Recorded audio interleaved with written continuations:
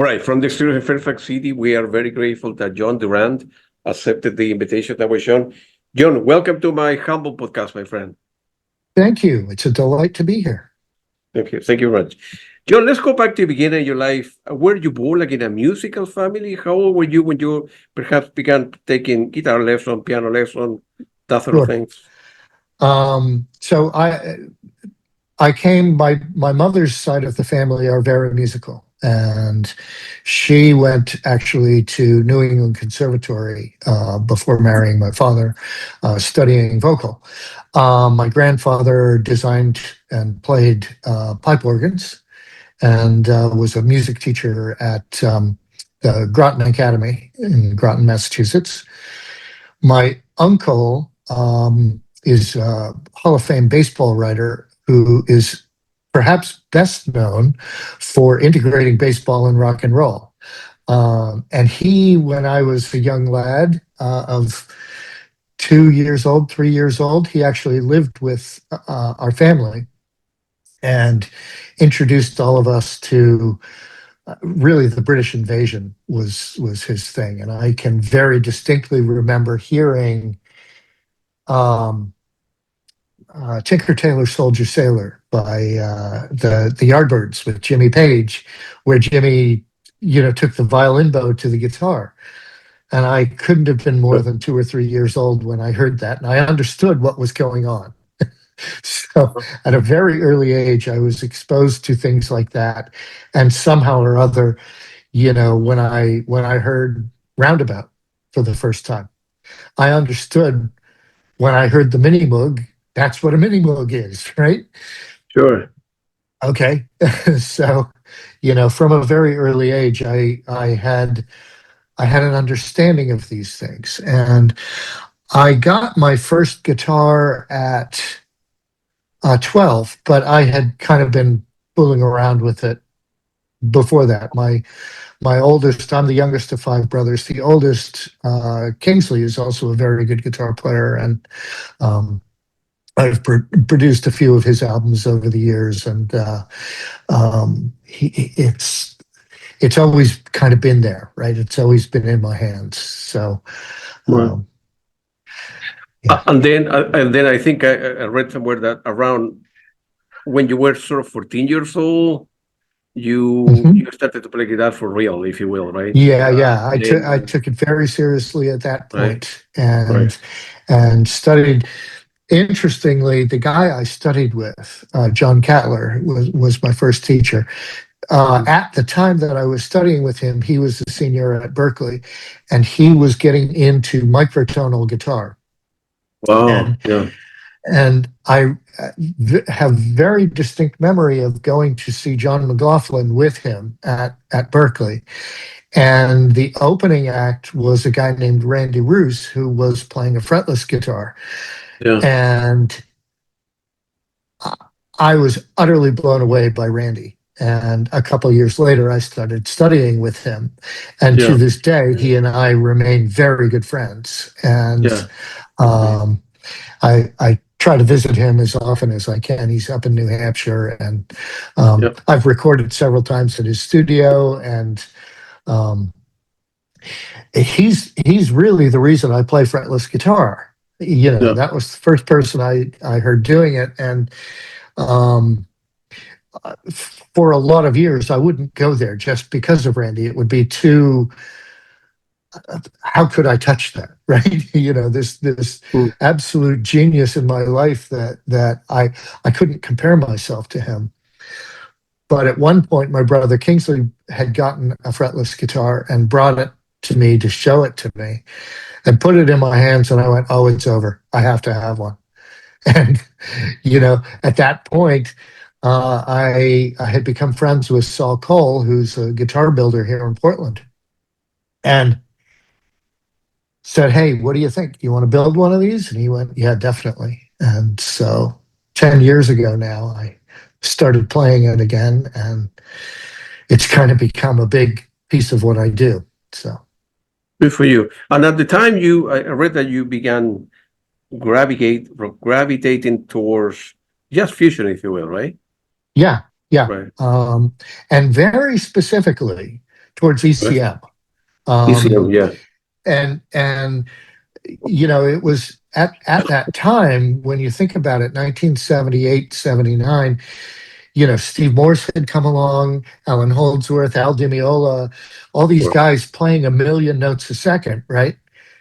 But I heard Telia Ripdahl, and my brain just exploded. I said, this is the sound that really is grabbing me. Because what he does with one note, the way he bends notes, the way he phrases, just really resonated with me. And Yeah.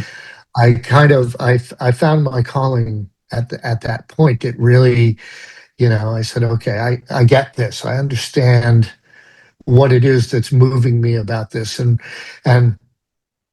you know, all respect to the guy who's playing all those notes, because it's amazing.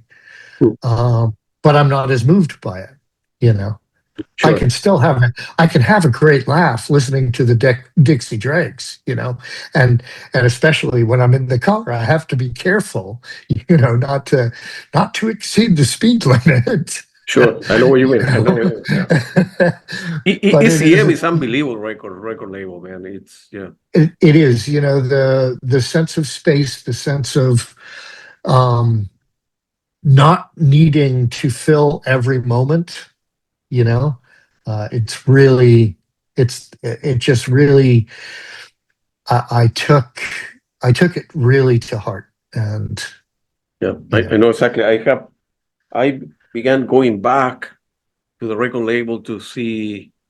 At the time, you know, when I was buying music, I was going to school. I didn't have any money, but little by little, I start doing all right in my life, and I start buying all the missing records that I have, and it's huge record collection.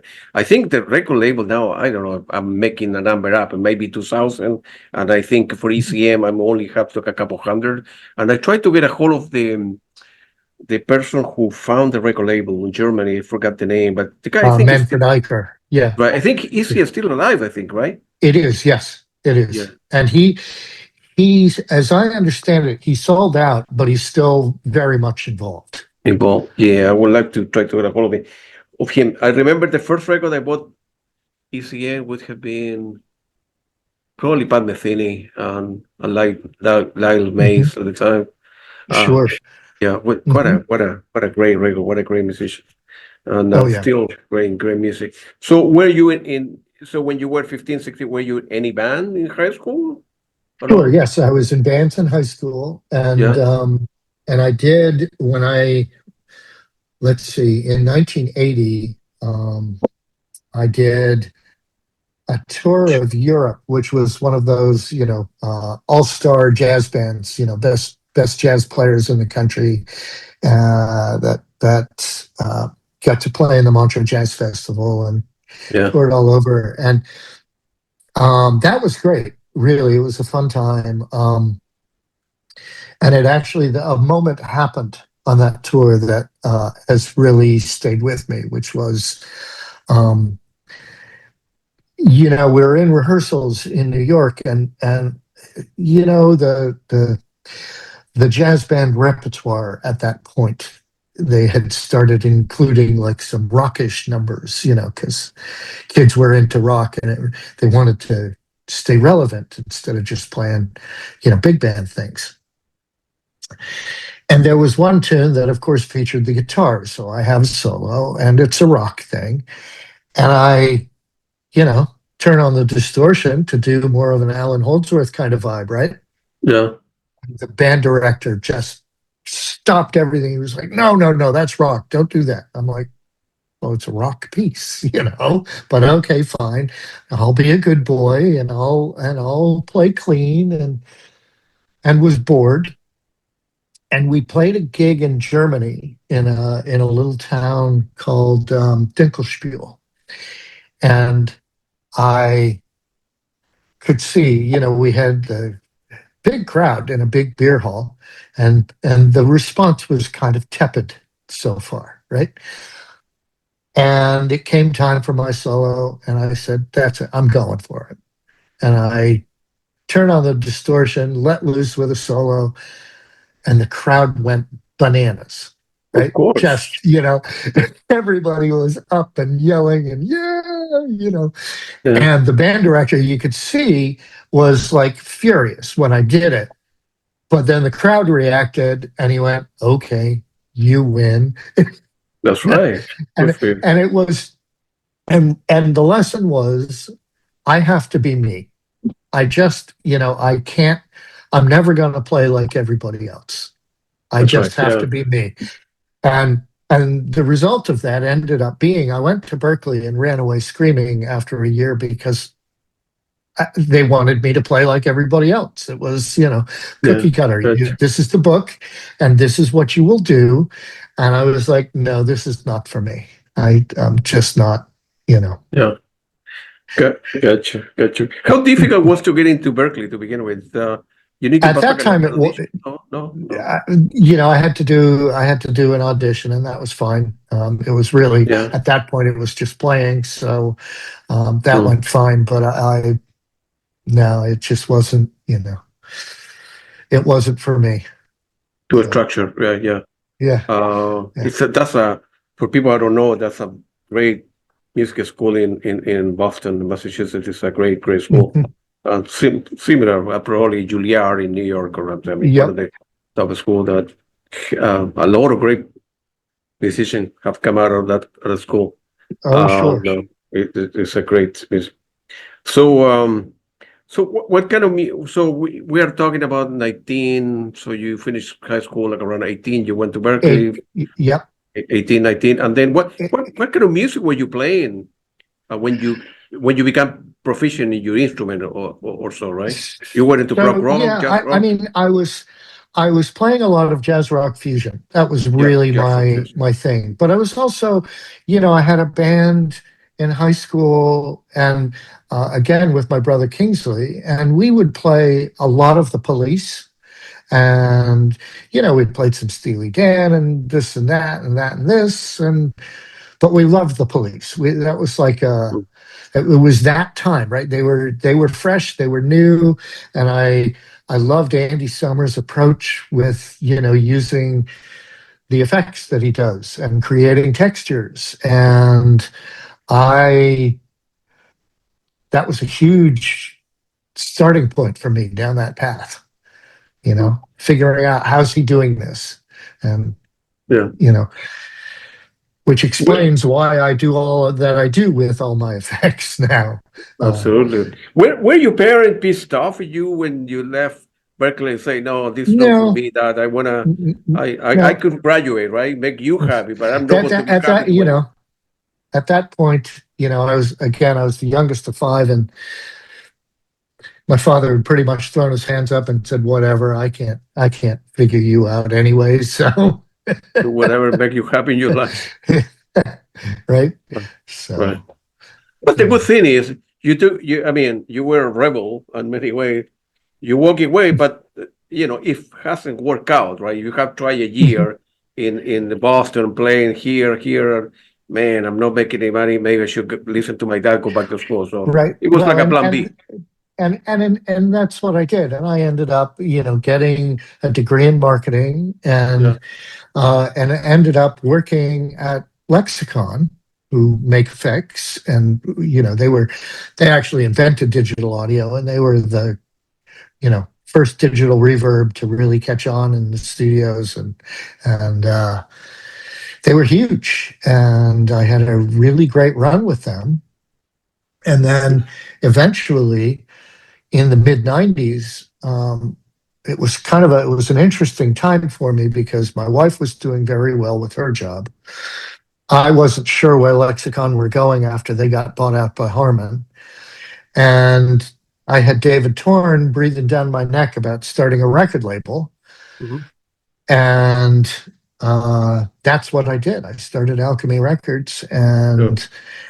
and that went great for a little bit until about a year and a half, 2 years after I started it. We had distribution going in Europe and in America, and one by one, the distributors started going out of business. Tower Records went out of business, and everything kind of collapsed. And distributors went belly up, owing me money. And eventually, I said, "Well, this is crazy. and it just became, the vehicle for my own work.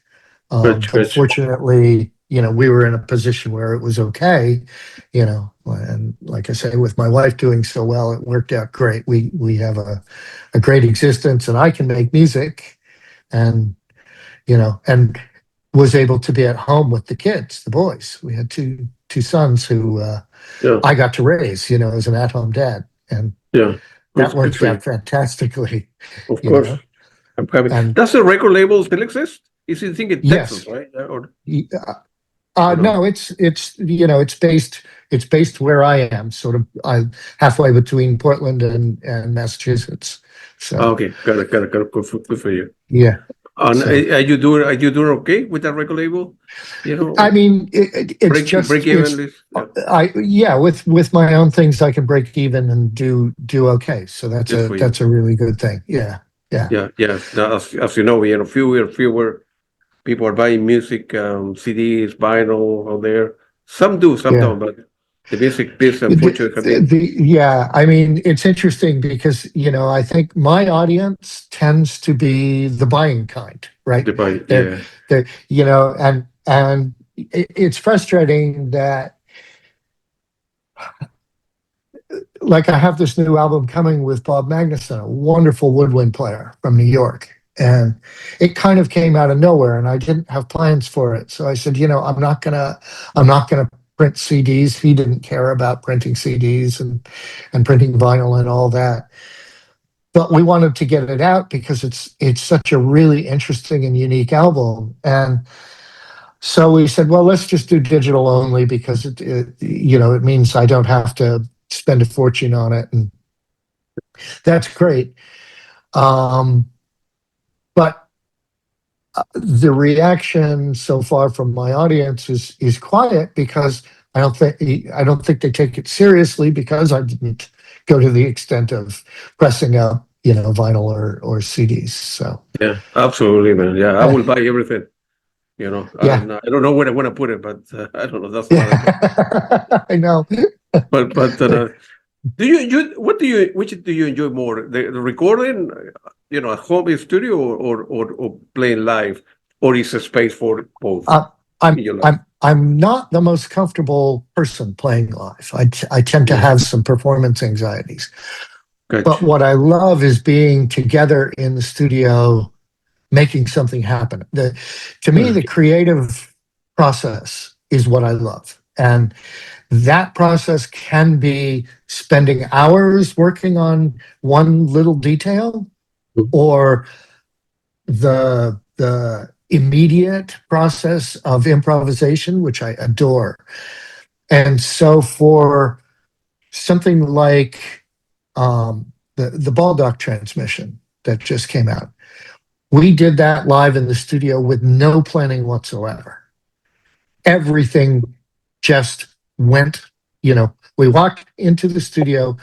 It was the first time I had even spoken with Chris Maitland. And we everything happened in that moment. And it felt like we were receiving some sort of an alien transmission. It just was remarkable. How can you do that? I don't have the time. How can you walk in a room, right, and then no rehearse, the guys show up the night before, right? Let's hang out for Yeah, 3 days, and then it great. was it How was in an the world? extraordinary thing. And to me, it was it says a lot about each of us as a musician that Right, we're comfortable enough with what we do that, Colin and I have obviously worked a lot together over the years sure. between the Burnt Belief albums, my solo albums. Yeah. Um, and he and Chris in Porcupine Tree had really developed Mm. a really good chemistry, but it had been 20 years since they had played together. So it was a really interesting thing, and the opening track is literally the opening track, and you can hear we're listening to each other as we're making this music. You can hear it's really quiet, and we're thinking, we're listening, we're going, okay, what's he gonna do? What's he gonna do? And by the end, we're throwing it down, and it's great. It's an extraordinary process. And you guys are recording at the same time? I mean, Yeah, yeah, whether you going to be part of a record or not, yeah. you press record all the time, right? So, We basically said, look, let's go into the studio and see what happens. And if it turns out to be great, fantastic. If it turns out to be a disaster, then nobody needs to know, exactly. And it turned out to be great. And Good for you, man. Yeah. yeah, and we would love to do more. And we have so many people saying, why aren't you doing this live? And the hard part is, well, here I am in Portland, they're in England, and Chris has a day gig, which is actually playing in musical theater, and it pays really well. And for him to take, a week off or 2 weeks off to do shows with us where he's not going to make as much money, Right. that it just doesn't, it's hard to get him to commit. Yeah, absolutely. He had a great time, and, was really enthusiastic about the whole thing. And, but, you have a job, Oh, yeah. So it's tough. In vacation, I think. When he's on vacation, you can catch a fly and then go there. Easy for me to say for a couple of weeks here, because you have played with so many great people. Now you are well known for your they call it guitar clouds type of guy. Yeah. Signature. Mm-hmm. Feel free to elaborate on the meaning of that for people that they don't know. Sure. It's basically it's a use of effects processing involving delays and modulation and reverb, and allowing, basically creating sounds that hang in the air like clouds, right? They don't really have an obvious beginning or end. There's no rhythmic component to it. It just drifts along like clouds. And for those who know Frippertronics, it's kind of like that, but different. It's kind of like what David Torn does, but different. But we come from much the same place, where it's a way of using these long delays to create these textures. And it's been a thing I've been doing, from my days at Lexicon, when I was able to get some really nice gear to do this. And so that makes sense. It's hard to explain, but when you hear, one of the things is, when you hear my albums, people might think it's a synthesizer, right? Because it sounds maybe like a synth pad, but it's guitar. It's guitar. And gotcha. And to confuse matters, I do use MIDI guitar, but not to do the textures, but really to do melodic things. Like I'll sometimes play like with a breathy wind instrument. Yeah. And sometimes on Burnt Belief, I've used like a mini Moog plugin and played it from guitar. So oh wow, yeah. Gotcha. When you go to Europe, you take a couple guitar, two to drink that with you, or I see two on your right and then two on your left. Yeah, there's a few in back of me. On this side is my new double neck. I actually, funnily, I ordered it in 2019, and it finally arrived in December. Are you serious? 6 years after? Yeah. 6 years, yeah. Long story, but COVID happened, and Saul got busy with other guitars, but it finally arrived. And the answer is, sometimes I just bring my fretless. And on the trip where we recorded Baldock, I actually bought a guitar that I left with a friend, so that I have a PRS guitar in England, because I'm there Yeah. enough. I'll be there end of February, beginning of March to do a recording that is going to be very interesting. And that what I'm going to do, we've talked about how I use all these effects. The recording is with an electronic musician from Turkey who now lives in England and is the head of electronic music at Guildhall Music College in London. And she is amazing. And we're really good friends. Alif Yalvach is her name. And what I'm going to do is I'm going to improvise on guitar, and she's going to do her processing that she does in real time. And I will respond to what she does, and she will respond to me. Yeah. And I have no idea what's going to happen, Mm. but I think it's going to be a fascinating process, something new and very different. But so the guitar I left in England will be there. The one that you used to. But then in early April, I'm going to Zurich to record a new trio album, the follow-on to Momentarily, which will be the same trio, Colin Edwin on bass and Andy Pupato on percussion. And we're going to record that together live. And I'll bring the double neck for that. And that is going to be half composed pieces and half just improvisation like we did with Baldock. So that'll be fascinating. Yeah, we'd love to, man. Yeah. I want to throw a couple of names at you. I want to know your opinion, and for people that, for me, because I'm not a musician, everybody of the name that I want to mention, they're great, but some are better than others, or some are, more famous than others. But for your opinion, I don't know. Alan Holdsworth, Robert Fripp, Eric Clapton, Jeff Beck. Are Jeff Beck or Jimi Hendrix were way up there? Jeff Beck was absolutely one of my all-time favorites, and Jeff. Part of it is when you think about my whammy bar technique.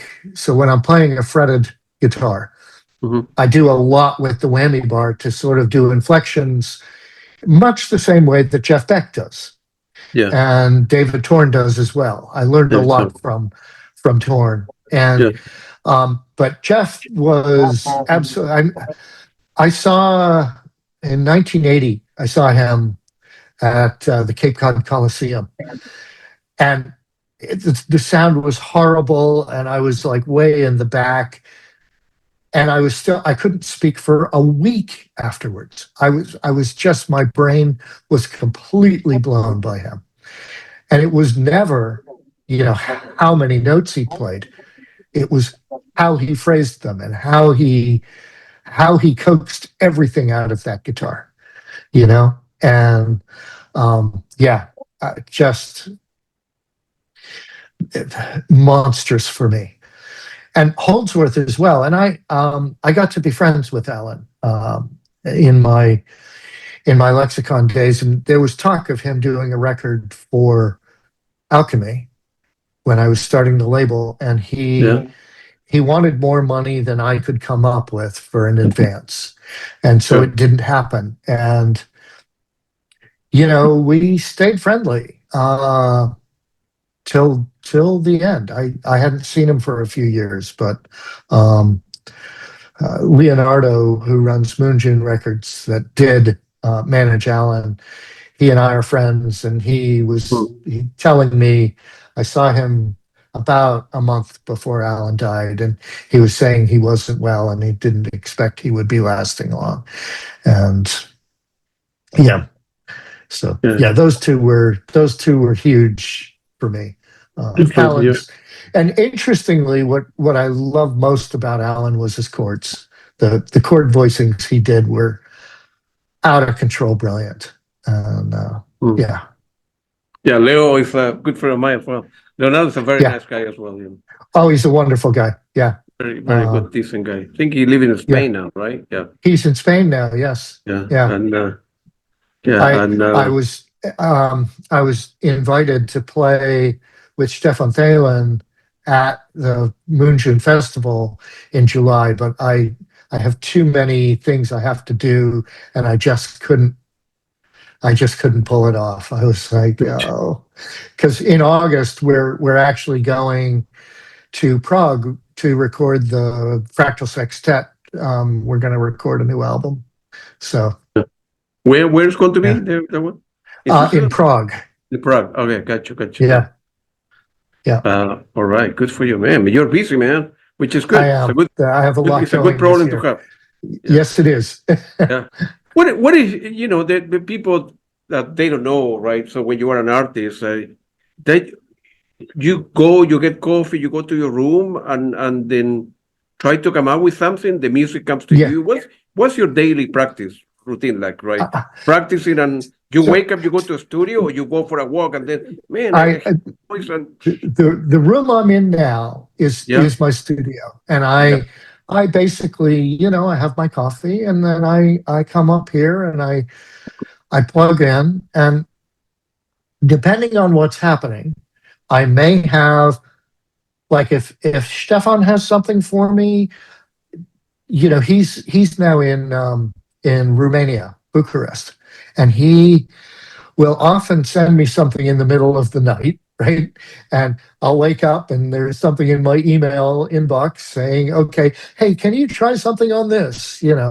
And so I'll grab my coffee and I'll listen and make some notes and probably exchange a message or two and say, okay, here's what I'm thinking. What are you thinking? Yeah, okay.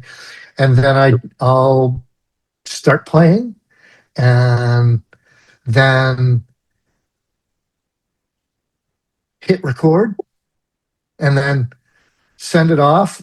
Okay, maybe try something else. Okay, do another take.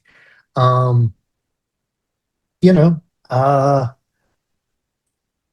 that's how I'll approach like a session job or touch, something.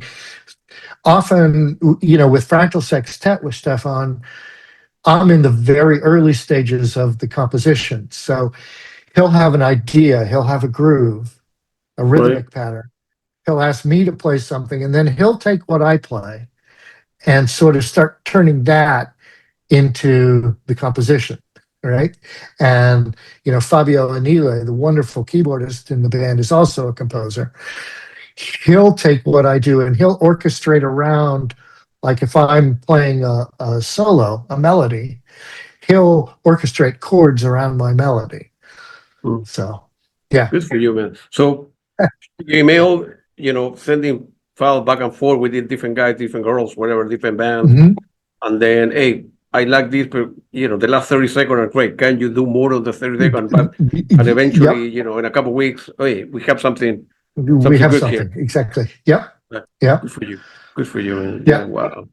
The internet, right? That before we couldn't do that. Well, it's really been amazing. And with Colin Edwin, he and I have been at this for a very long time. And one thing that we've kind of, the last couple of things we've done and are going to do, we've started going, I want to get back to being together in the studio, because it feels like we've kind of, we owe it to ourselves. Good. When you've done so much this way of sharing files and back and forth, great things can happen, but we really feel like we want to be together and we want to have the interaction that comes from being together. And I think post COVID, when everybody was locked down, right, and you couldn't do anything else, Right. we're saying, I think it's time to make up for lost time now. And and I'm old enough at this point where I don't know how much longer I'm going to do this. I mean, I'll always make music, but making records. Come on, you're very young, man. Come on, you have another 30 years to go. 10 albums that you need to come But up, you know. the way I'm looking at it is my wife has a couple more years before she retires. And when she does, we're going to be traveling a lot Yeah, of course. and Yeah. not for music, you know? So, Probably both. yeah. And, so this year is really my year of Gotcha. taking Understand. advantage of it and doing all these travels to do these recordings. Yeah. And I don't know what I'll do after that, but, you know. All right. And understand. I was reviewing a lot of stuff you have done. You have so many. I want to bring it to attention for record the one with Peter Chilvers and that was released in 2021, Vista. And Mhm. of course, as a teenager, he mentioned that he fell in love with the great ECM records of the 1890. Man, that's a great album, and I see a lot of very good chemistry with yourself and Peter. Thank I you. imagine yourself in a room, Yes, and I I adore Peter's playing, yeah, and yeah, I think he's just one of and as a person, he's one of the coolest, most interesting people I've yeah, ever known. And yeah, um, the story behind how that came about, we had sort of known each other online for a few years, like yeah, happens now with Facebook. yeah, And I was in England. I was doing a recording session for the band Darkroom with Mike Bearpark and Mike and Peter and a couple other gents had all gone to Cambridge University together to get their PhDs. And I went to dinner with them and had one of the greatest nights of my life. It was just five guys hanging out, having great Indian food, chatting all night about this and that and anything. And they made me feel like I had been at Cambridge along with them, wow, and I had never met. And we all just really had this amazing evening. And at one point, Peter and I got talking about maybe doing something together. And then COVID hit. And that was like everybody said, okay, I'm going to do this thing that I wanted to do. And that was for Peter and I, that was exactly it. It was like, okay, we're going to do a thing now. We're going to send these files back and forth. And it was incredible how he and I really, despite doing this remotely, interacted between the two of us. It was fascinating. And I think the album and EP that we did are incredible, specifically because it really feels like when you listen, it feels like we were there together. absolutely, right, yeah, The way like I respond to something he plays or he responds to something I play, it's great. And it does feel like it should have been on ECM. yeah, It has that, yeah. you know. That record is unbelievable. Forget the name, right? Somebody give you a CD and you say, okay, you go to work, listen to stuff, on your way to work. Right? Forget about who is on it, right? It is very, very good, very, very good. And Peter is on another level. I mean, there are people that are very, very good as well, So no, Mhm. like you mentioned, Jeff Beck. There are people way up there, So but the two Yeah, of you playing together, that's beautiful, you know. yeah. It was such a delight to do that album. And Yeah. we've talked about doing another one, and we just haven't, schedules just haven't lined up. And it'll Now happen. you're going to It'll happen Europe when it a happens. couple months, Well, I maybe. know. I Easy know. for me to I say. yeah, I mean, if there was more time, Yeah. I would, figure out if we could pull it off. But yeah. Yeah, of course, Yeah. we need 40 hours on the day, man, or something, Well, I know. yeah, And no, um, to do more stuff. one of the interesting things that we've talked about is adding a bass player, and he has a friend with whom he's just done some work, who's a very good bass player up in Seattle, and that might happen too. We might do something with him. Keith sounds like he'd be into it, so it'll be a good try. Right, So. that's good for you. And of course, you also have been a member of the celebrated Fractal Sextet, and then Yes. you created a record that I think it was released in 2022, and with Stephen Tellen, and then Colin and Fabio, and how you end up meeting this guy, and of course Andy Pupada. So Stefan and I first met. Do you know the journalist Anil Prasad? Correct. Yeah. He's a good friend as well. So when Sonar were first really getting started, they released their first album on Cuneiform. Yeah. And Anil said to me, "You should check this out. I think you'd really like these guys." And I listened and I went, "Oh my gosh, this is great." And at the time, I was just starting Burnt Belief with Colin. And so I sent a note to Stefan saying, "Hey, Colin and I have this thing, and we're very different from you, but we're both instrumental. And, maybe we could put something together, sort of a joint tour where, it would defray some of the costs by sharing some of the bills and what have you." And he loved the idea. And I said, "Well, look, you and Colin try to get your schedules together, see if we can pull something off." And it never did, unfortunately. But that was when we started talking. And then shortly after that, he started working with David Torn with Sonar. And they played a show in Kingston, New York. And I was on the East Coast at that point, and I said, "Oh, I'm going to go see this."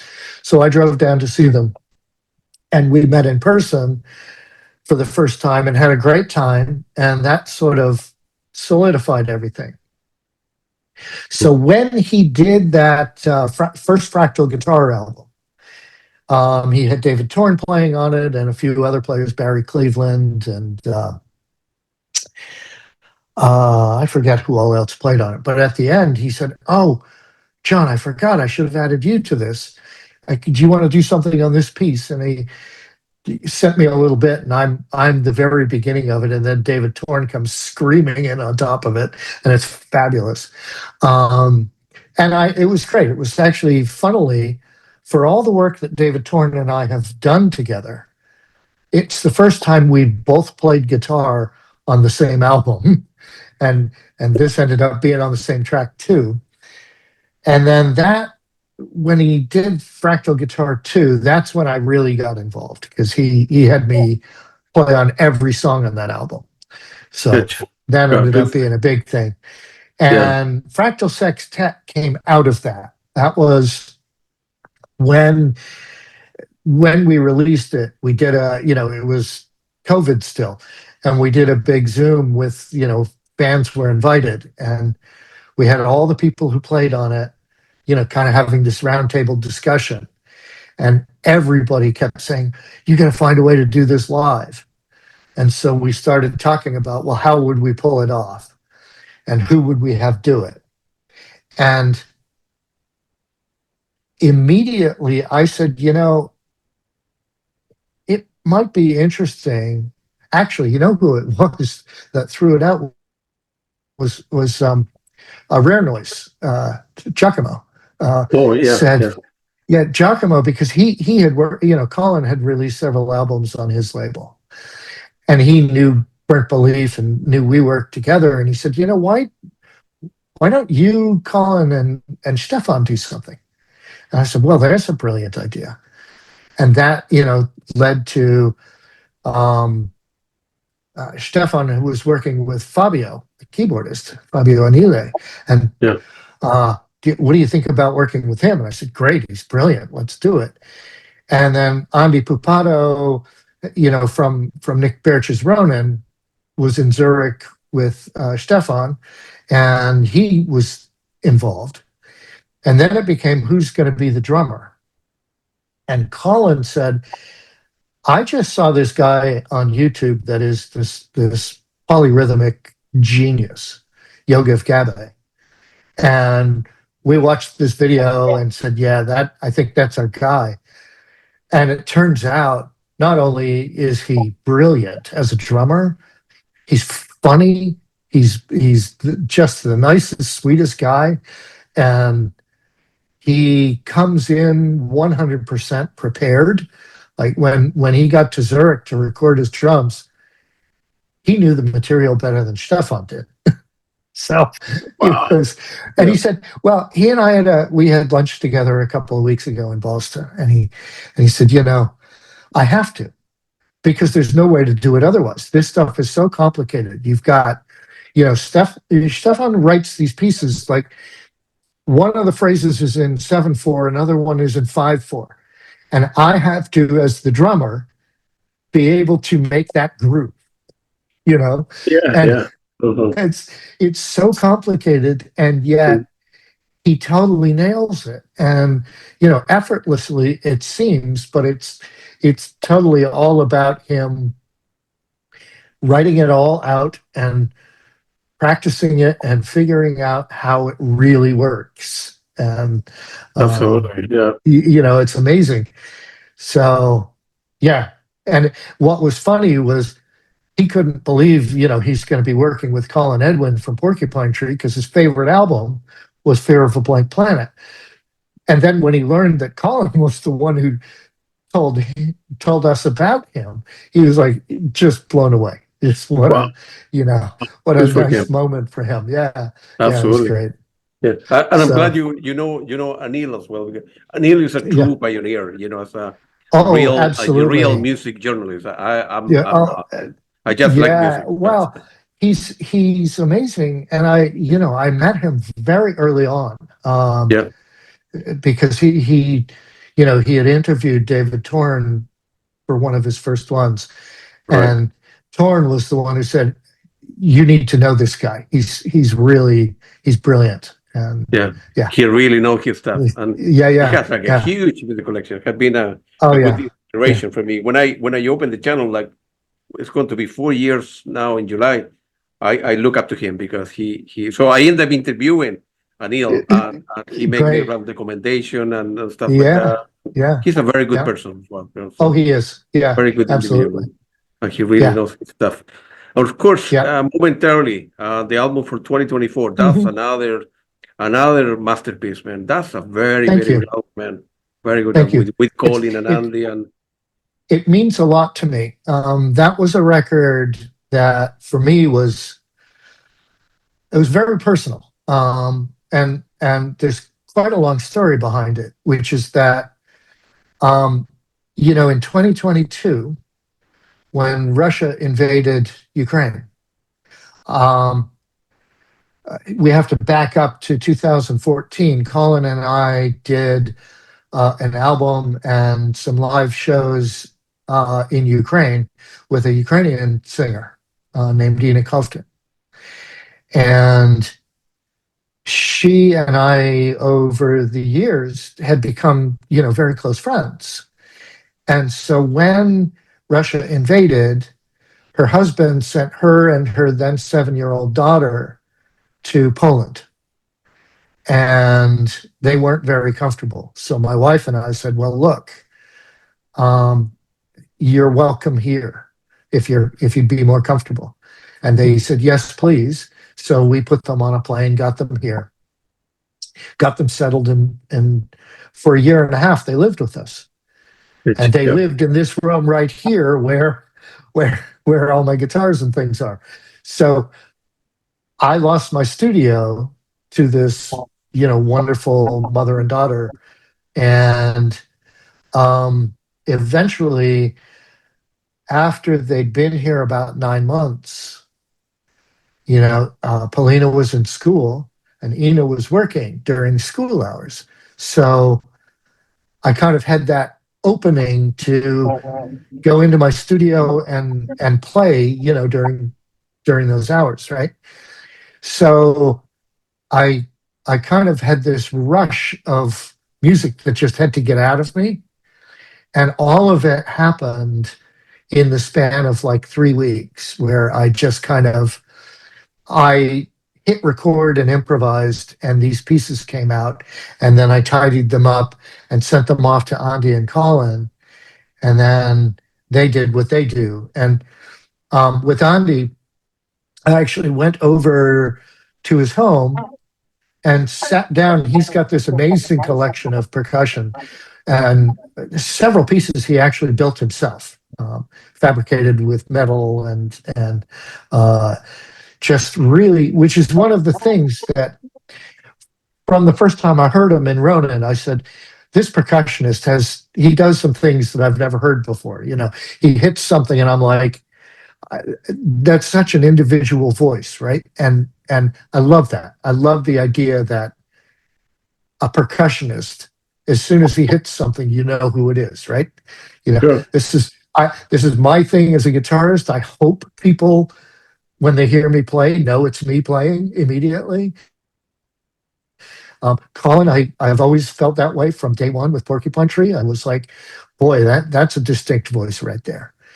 So, I went over and I put, we put this kit together where it's a hybrid of hand drums, small bass drum, and cymbals. And the idea was that I wanted it to feel, again, very ECM, very open, lots of space, but with ethnic percussion and,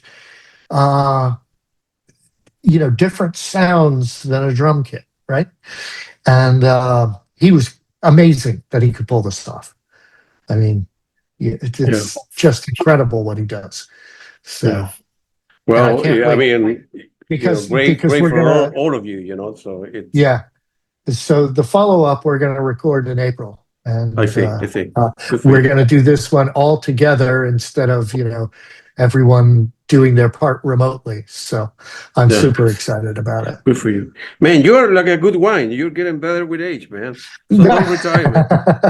Your wife needs to feed you good food and take your vitamins and do all the stuff. So we need John for many years, man. And all your friends, man, because of good news. Of course, one of the latest stuff, your Baldock Transmission, it was released in November 2025. That's another different from the other stuff you have done. Different, yes, very different. Yeah, but great as well. I mean, that's the thing. As a creative person, as a writer, musician, carpenter, whatever you do, you don't want to stay in that zone. To hopefully explore a little, expand, try with different people. That's another great project. It's different to get it at the beginning. I listened to that. I own it, and it took me like 2-3 times to really get it. Sure.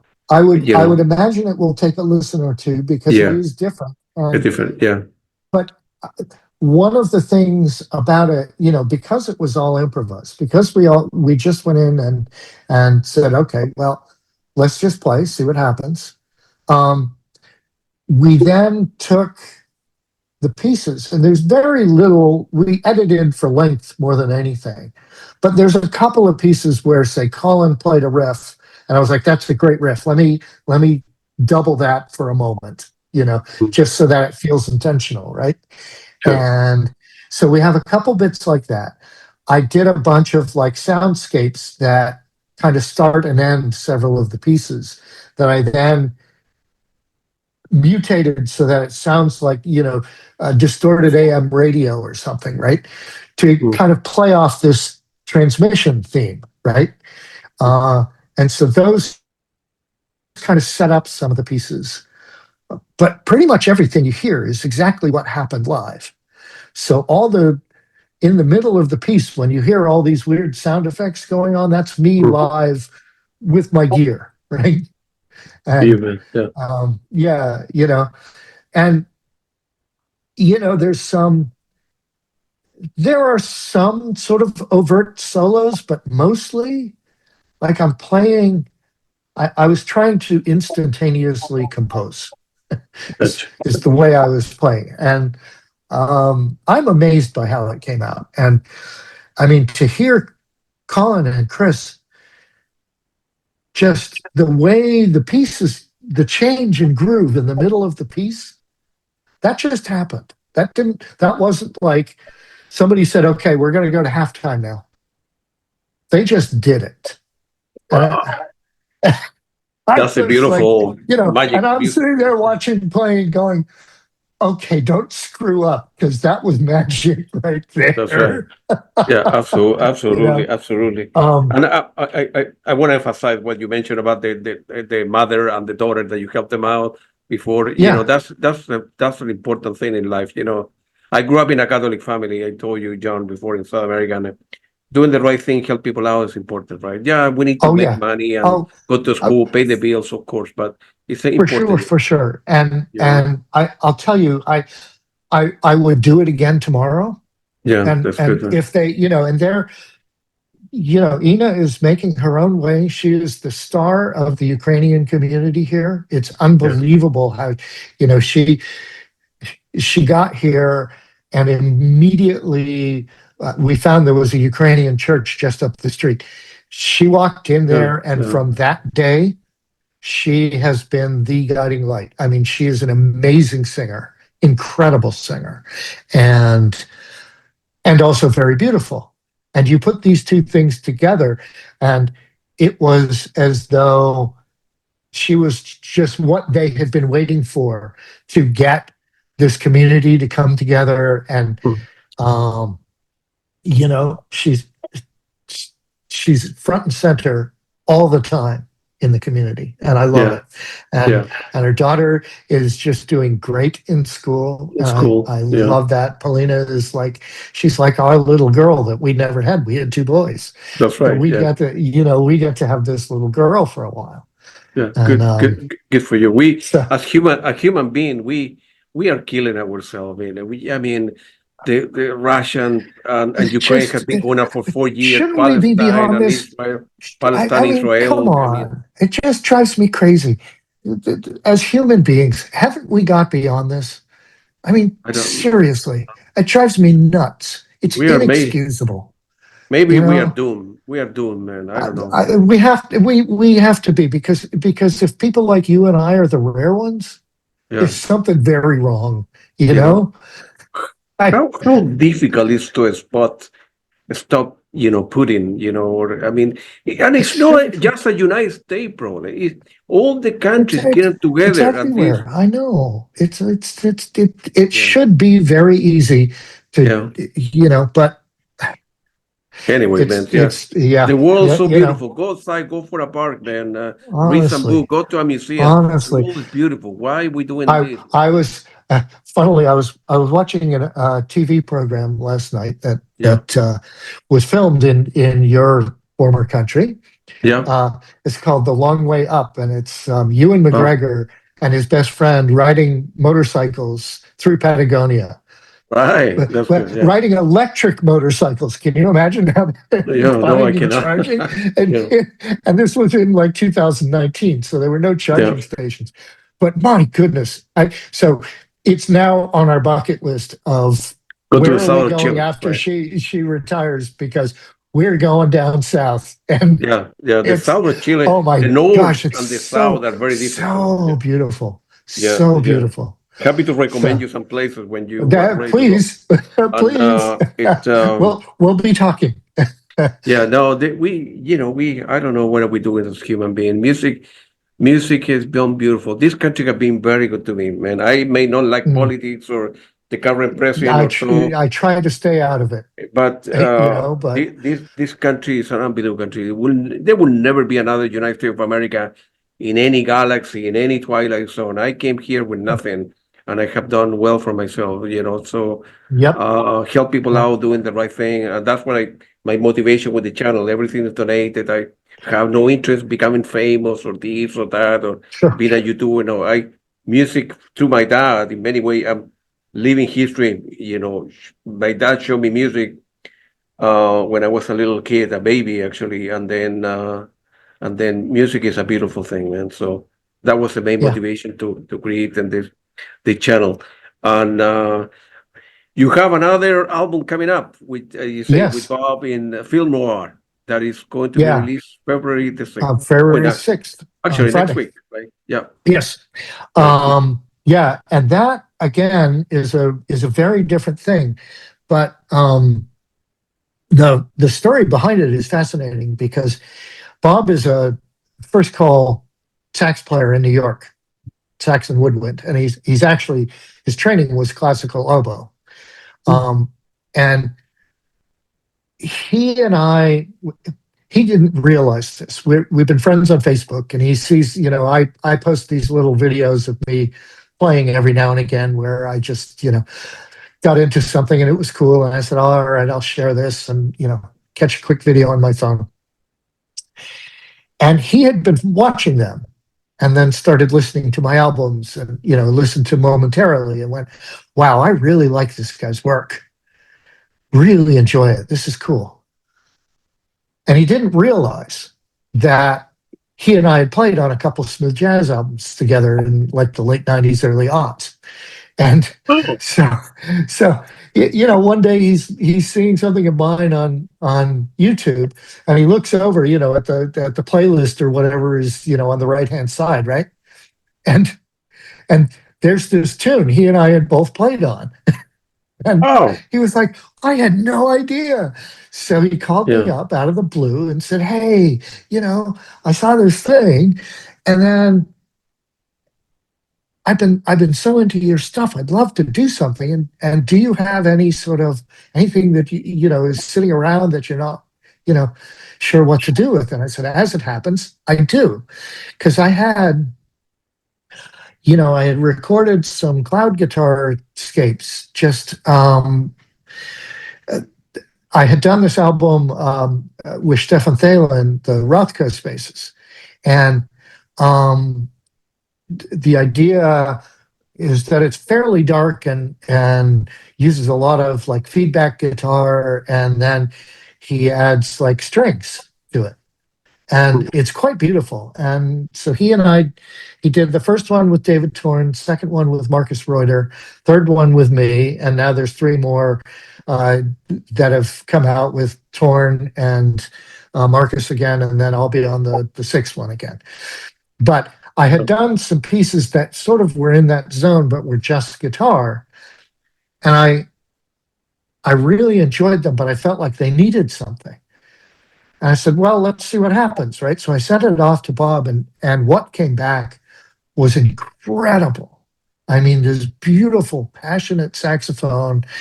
And I said, okay, so I gotta add some guitar to this and kind of dialogue a bit.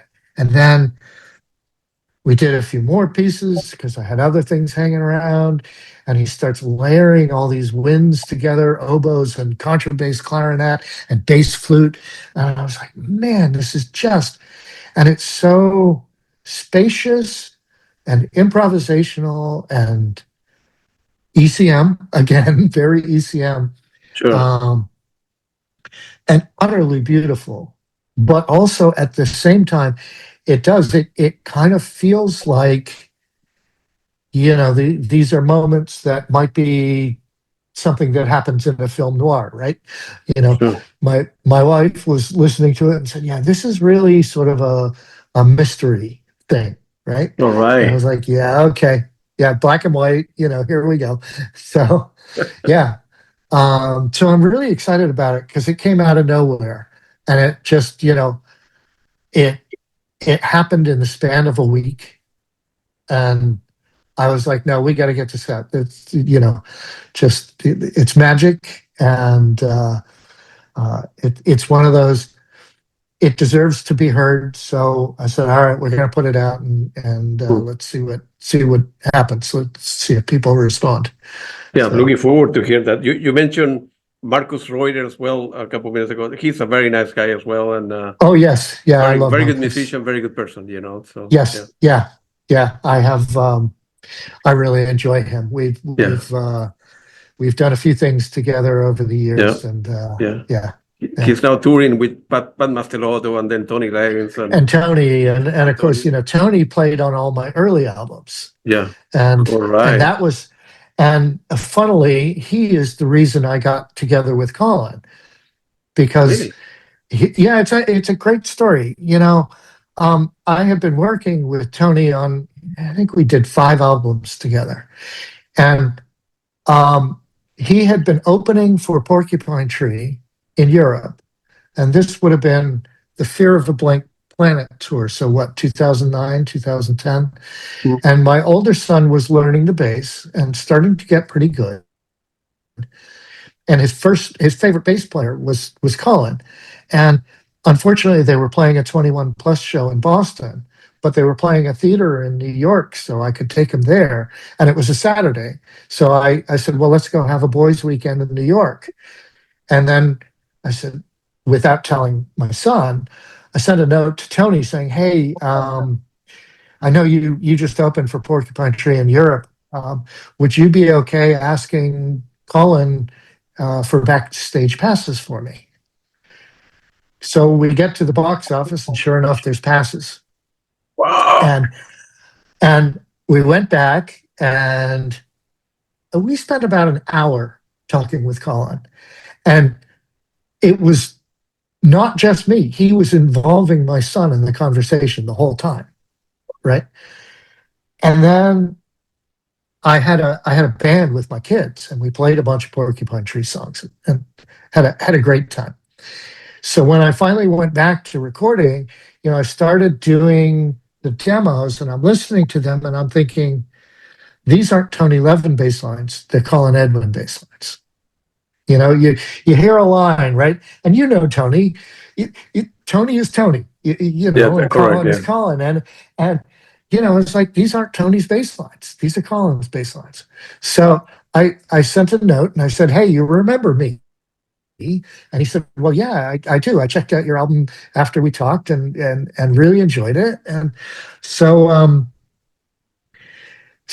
I flew him over, and we went into the studio and recorded my album Dance of the Shadow Planets together, and had an amazing time. I mean, it was the start of a really beautiful friendship that has really continued all these years. And it's not just music, it's, deep personal friendship, with my wife as well. We have a wonderful time together. So good for you, man. Yeah, great stories that you can share with me. How you, in general, how you handle the challenges on making a living as a musician? Because few more people are buying CDs, vinyl. I know, and this is the thing. I'm incredibly fortunate. I've mentioned a few times, my wife has done really well, and she has, and it has allowed us to be who we are, and I can make the music I want to make without having to make any sort of compromise. And that's an incredible place to be, because if I wasn't in that position, I wouldn't be making music.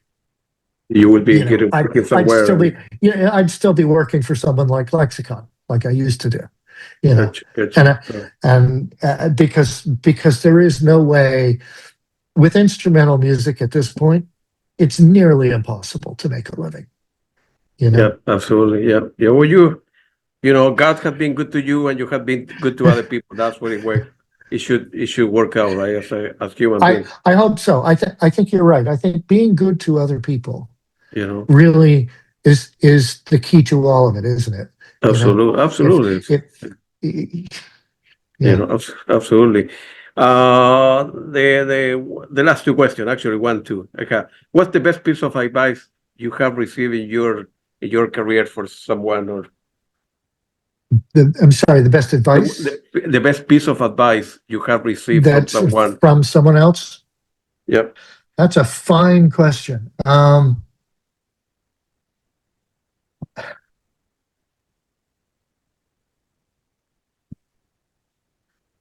Boy, it really, to me, I would have to say it just comes back to my upbringing. My mother, telling me to always be a gentleman. and telling me what a gentleman it is and how to be one. And Mm.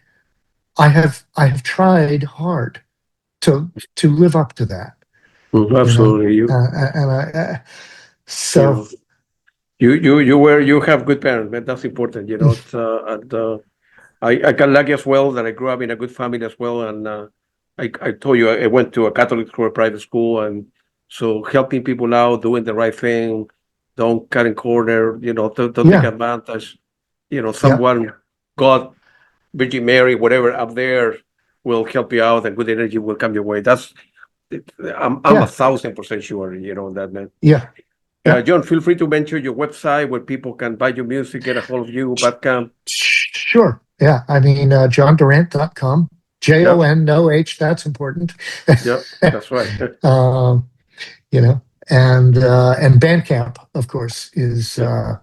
is crucial. All So right. Hey, John, was very nice talking to you. I know it's 8 o'clock in the morning. You need to get on with your day and get more coffee or something and get breakfast. And keep me posted of thank you. upcoming material, your new release. And happy to do a Thank you. follow-up interview to promote your music and help you out in anything I can. And Thank you. Yeah. You can see this year's going to be busy. busy for you, man. You'll hear a lot from me. Yeah, good All luck to right. you, man. It was very nice talking to you, John, man. You're a Claudio, good what a guy. treat. What a Thank you. wonderful surprise. Thank you. Thank you. Thank you very All right. much. I appreciate it. Take it Thanks. easy, man.